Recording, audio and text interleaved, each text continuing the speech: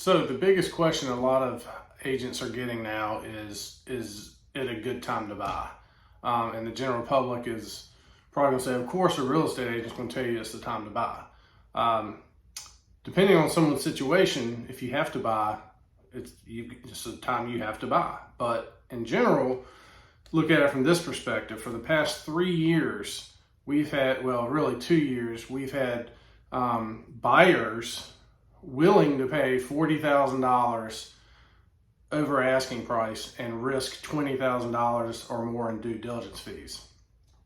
So now there's no risk really of having huge due diligence fees compared to the past couple of years. And you're not necessarily really at all having to put $40,000 more down or to pay more than list price for a house. The market's starting to correct itself. It's adjusting. So my reasoning is for the past 2 years, you've been willing to pay $40,000 more than list price. And now the houses are $40,000 less, whatever, on average, but you're not willing to pay a couple $100 more a month in a mortgage payment because the rate is higher. So, there's no right or wrong answer to it.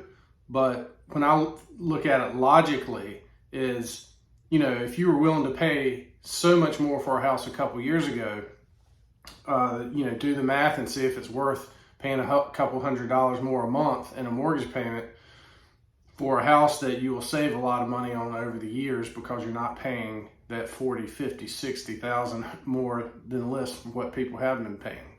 So, I'd love to hear people's comments on this, positive or negative. But the fact of the matter is the market's different than it was a year ago, 2 years ago. And buyers are, it's not a buyer's market yet. There's probably 2 months, 3 months supply when it used to be a week supply a couple years ago. But you have to look at it logically from both sides and say, hey, now we don't have to throw all this money down, but monthly we might have to pay a little bit more.